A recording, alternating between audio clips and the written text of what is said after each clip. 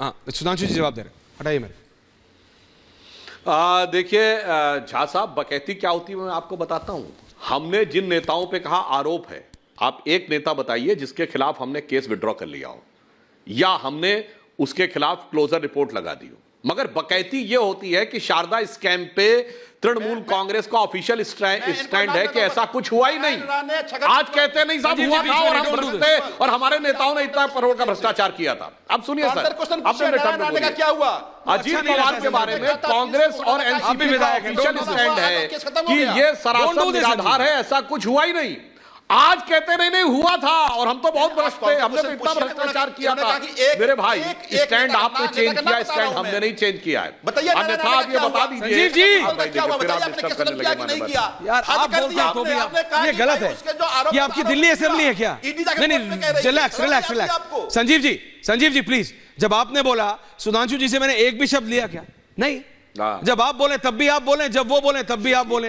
दिल्ली की असेंबली थोड़ी है सर, दिल्ली की असेंबली नहीं है सर, हो गया। नो सर प्लीज दादा, प्लीज थैंक यू। और सुनिए दादा रिलैक्स, थैंक यू दादा। ऐसा मत संवैधानिक व्यवस्थाओं का सुनिए, संवैधानिक व्यवस्थाओं के का मजाक ये लोग कैसे उड़ाते हैं। आम आदमी पार्टी की सरकार, दिल्ली की विधानसभा एक ऐसी सरकार है जिस दिल्ली विधानसभा का कभी सत्रावसानी नहीं होता है। मतलब ये परपिचुअल सेशन में रहती है और जबकि बैठती है साल में केवल एक बार बमुश्किल, और वो भी केवल बजट को पास करने के लिए। यह है इनका संविधान के प्रति निष्ठा।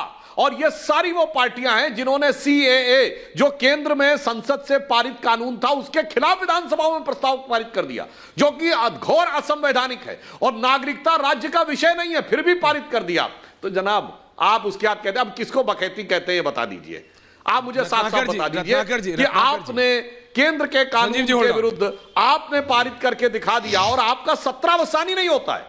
मतलब विधानसभा का कभी एंड होता ही नहीं है ताकि वो कंटिन्यूटी में चलती रहे, एलजी से परमिशन न देनी पड़े। संविधान का ऐसे मजाक उड़ाने वाले लोग आकर जब बोलते हैं मान्यवर, इसे बकैती कहते हैं। रत्नाकर जी, ये आपके एक्सपर्ट कमेंट्स के बिना शो चलेगा नहीं, बताइए जी। मेरे को पता है एंडिंग में आ रहा हूं, आप मेरे को बोलेंगे कि तुमने मुझे बैठा के रखा, ये किया वो किया, लेकिन मैं माफी चाहता हूं पहले। लेकिन आप क्या कैसे देख रहे हैं सबको? हाँ नहीं मैं ऐश्वर्य जी पहली बात, नहीं अभी छोड़िए, पहली बात हम लोग बाद में कर लेंगे, अभी आखिरी बात है। पर आप जब बीजेपी वालों की आप बीजेपी वालों की तरह झूठ बोलते हैं तो दुख होता है। अरे यार ऐसी बात, आपने लखनऊ से ही मेरा फीडर जो था जो 2 बार बंद कराया था, अरे है ना। अब मेरी बात सुनिए, ये जो आपके दूध के दूल्हे मित्र हैं सुधांशु त्रिवेदी, आप नहीं जो डेट वाइज बता रहे थे, इस दिन राज्यपाल ने किया, उस दिन किया। अरे 80 घंटे का चीफ मिनिस्टर कौन बना था मान्यवर? देवेंद्र फडणवीस। जबरदस्ती राज्यपाल ने, अरे आपने बनवाया था। 80 घंटे में इस्तीफा देना पड़ा। और क्या बोल रहा है वो? कह रहा है आप ही ने तो बनवाया था। किसके समर्थन से बने थे? आपने बनवाया था। एमपी नहीं, ठीक है, हाँ तो आप खुश रहिए ना कि हमने बनवाया था। 80 घंटे के चीफ मिनिस्टर आप बने थे और आपके गवर्नर बनाया था। और आपके मेंबर ऑफ पार्लियामेंट अनंत कुमार हेगड़े ने कहा कि 80 घंटे का चीफ मिनिस्टर हमने इसलिए बनवाया कि 40,000 करोड़ रुपए महाराष्ट्र से सेंटर में ट्रांसफर कर सके, जो आपके देवेंद्र फडणवीस कर दिया। और उसके बाद सत्ता का लालच ये कि डिप्टी चीफ मिनिस्टर बन के बैठे हुए हैं। आप क्या समझाएंगे 2-4 सी?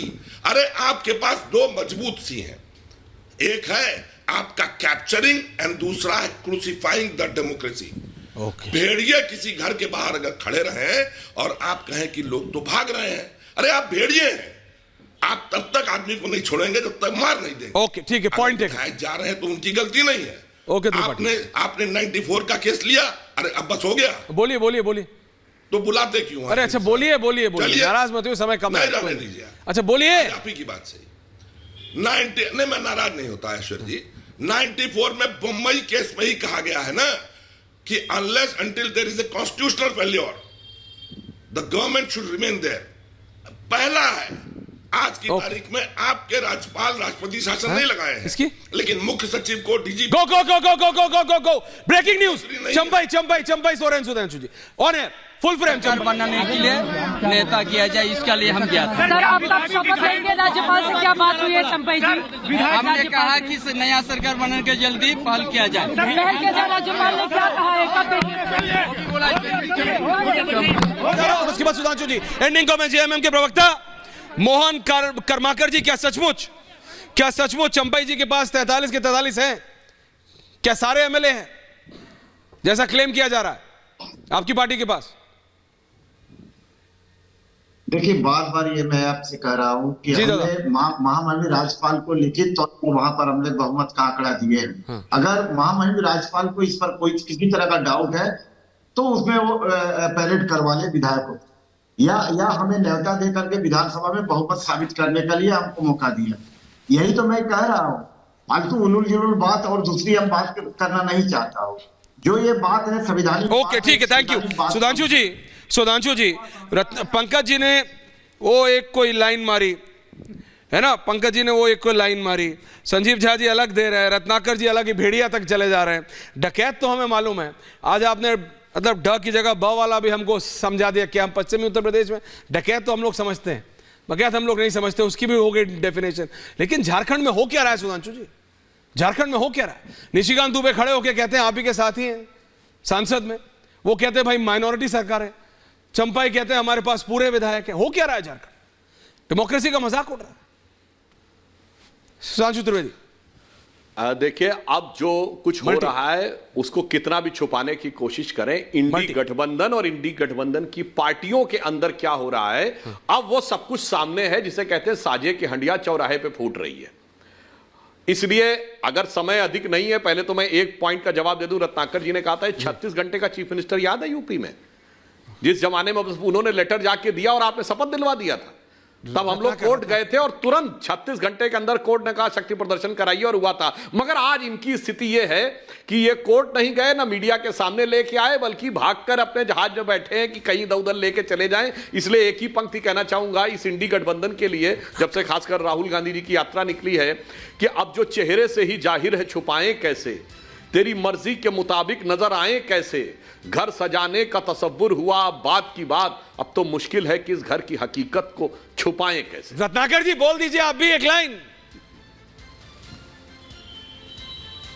नहीं, बस मैं यही बोल रहा हूं। हाँ, आप इमरजेंसी की ये बात करते हैं ना, इमरजेंसी में दुष्यंत कुमार ने लिखा जो आज इन पे लागू होता है, होने लगी है जिसमें जुम्बिश तो देखिए, इन पर कटे परिंदों की कोशिश तो देखिए, और गूंगे निकल पड़े हैं जुमा की तलाश में, सरकार के खिलाफ ये साजिश तो देखिए, और जिसने नजर उठाई वही शख्स गुम हुआ, इस जिस्म के तिलिस्म की बंदिश तो देखिए, जो इनके खिलाफ बोलेगा वो जेल जाएगा, उसको ये मरवा देंगे, पॉलिटिकली, सोशली, इकोनॉमिकली, हर तरीके से। सुधांशु जी 10 सेकंड से मेरे पास ज्यादा नहीं है। 10 सेकंड सुधांशु जी, 10 सेकंड उसी विंडो पे रखो सुधांशु जी। 10 सेकंड वन मसला, बस एक ही लाइन। देखिए, रत्नाकर जी के मुंह से क्या निकल गया, इमरजेंसी में लिखा था दुष्यंत कुमार ने, यानी अपनी सरकार की पोल खोल दी भैया जाते जाते। वाकई उस समय ऐसे रूल बनाए हुए थे कि कोई जाके अदालत भी नहीं जा सकता था, और वही मामला खत्म हो जाता। Okay, thank you very much.